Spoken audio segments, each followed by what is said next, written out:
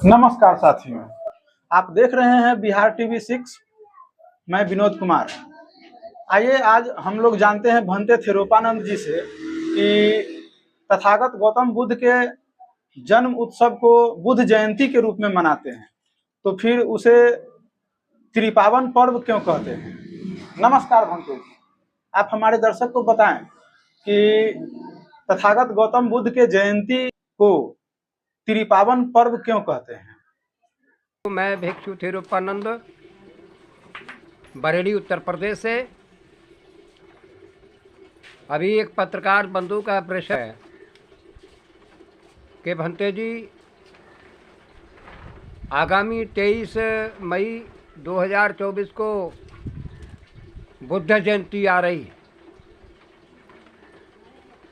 लेकिन एक मन में प्रश्न आया है कि बुद्ध जयंती के पर्व को त्रिपावन पर्व क्यों कहा जाता है। तो मैं पत्रकार बंधु पहले तो आपके चैनल को कोटि कोटि बार धन्यवाद और साधुवाद देना चाहता हूँ। अपने श्रोतागणों के जीवन की मंगल कामनाएं करता हूँ।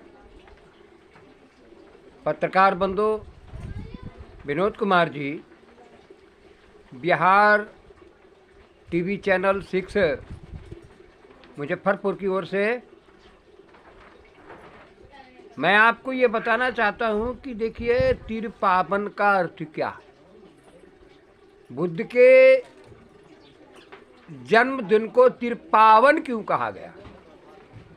त्रिपावन का मतलब है 3 घटनाओं से संबंधित। नंबर 1, जिनको बुद्ध कहते हैं, पूर्व जन्म। पूर्व जन्म का मतलब संन्यास से पहले महाराजा शुद्धोधन के यहाँ पर जब जन्म हुआ तो वो तिथि थी वैशाख की पूर्णिमा। पहली घटना। दूसरी घटना, जब उस बच्चे का नाम राजकुमार रखा गया, राजकुमार सिद्धार्थ। जब राजकुमार सिद्धार्थ ने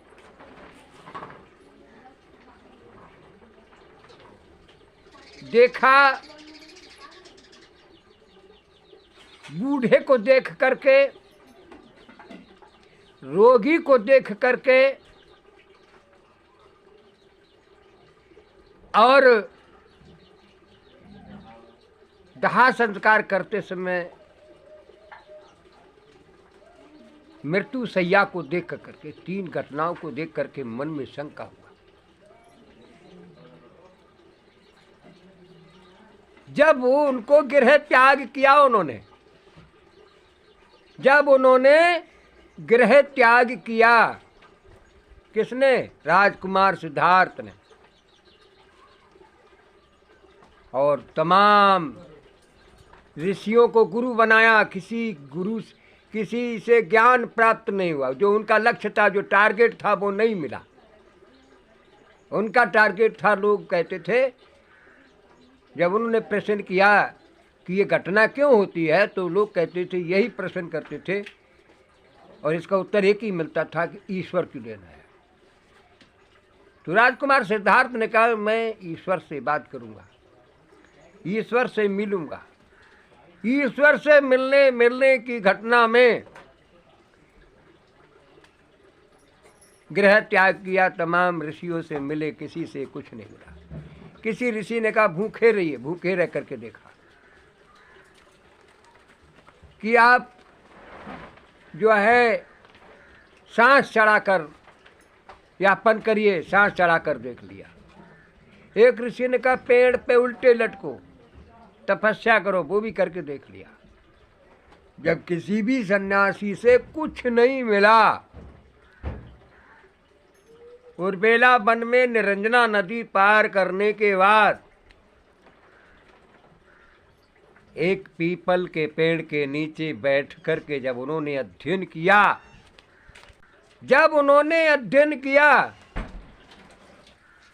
जब उन्होंने खुद अपनी बुद्धि की शरण में गए, तो वहाँ उनके मुंह से आवाज निकली, बुद्धं शरणं गच्छामि। जो बुद्धि से खोजा, वो जो सच्चा मार्ग था, वो भी बैसाखी पूर्णिमा के दिन। दो घटनाएं। जब बुद्ध बन गए, और बुद्ध बनने से लेकर परिनिर्वाण तक 84,000 सूत्रों पर धम्म देशना कर किया अपने जीवन में। जब 78 वर्ष की अवस्था हो गई, कुशीनगर में जब परिनिर्वाण की शैया पर पहुंचे, परिनिर्वाण की शैया पर लेटे, संसार से विदा होने का समय आया। संसार से जब विदा उनके प्राण निकले, वो तिथि भी बैसाखी पूर्णिमा थी। यानी सिद्धार्थ का जन्म से लेकर सिद्धार्थ को बुद्ध बनने की तारीख, दोनों ही बुद्ध पूर्णिमा, बैसाखी पूर्णिमा, और परिनिर्वाण भी बैसाखी पूर्णिमा, तीनों घटनाओं को मिला करके तिरपावन पर्व कहा जाता है। और तिरपावन पर्व, तिर कहते तीन घटना को, पावन कहते हैं पवित्रता को। तीनों घटनाओं में रहस्य था। पहली घटना में 32 लक्षण के संकेत थे। दूसरी घटना में जब वो बुद्ध हुए थे, आनापान सती का अध्ययन के माध्यम से पूरे धम्म को जाना। 4 आर्य सत, 8 अष्टांग मार्ग, 10 पारमिताएं, 2 अतियां, इन 24 पर जो धम्म देशना किया, और वही ज्ञान जो प्राप्त किया, वही ज्ञान सारनाथ में मृज्ञान वन में धम्म 5 वर्गीय ब्राह्मणों को धम्म दीक्षा दिया।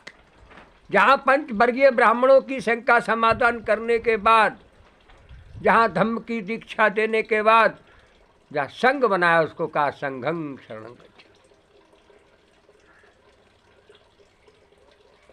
धम्म क्या? धम्म है 4 आर्य सठ, 8 अष्टांगिक मार्ग, 10 पारमिताएं, 2 अतियां, यही धम्म है।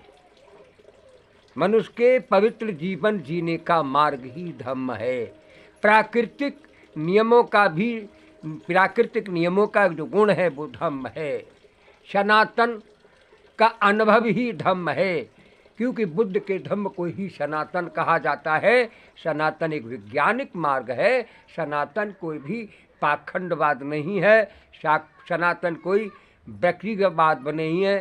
सनातन का मतलब परिवर्तन, परिवर्तन का गुण ही सनातन है। इसीलिए तिरपावन पर्व कहा जाता है। पत्रकार बंधु, इन्हीं शब्दों के साथ में सबके जीवन की मंगल कामनाएं करता हूँ। आपका मंगल हो, कल्याण हो, साधु साधु। आप लोगों को यह वीडियो कैसी लगी? कृपया अपना अपना राय कमेंट बॉक्स में कमेंट अवश्य करें। अगर यह वीडियो अच्छी लगी हो तो कृपया वीडियो को लाइक एवं ज़्यादा से ज़्यादा शेयर करें, तथा इस चैनल पर नए हैं तो चैनल को सब्सक्राइब एवं घंटी के बटन को दबाना न भूलें। धन्यवाद।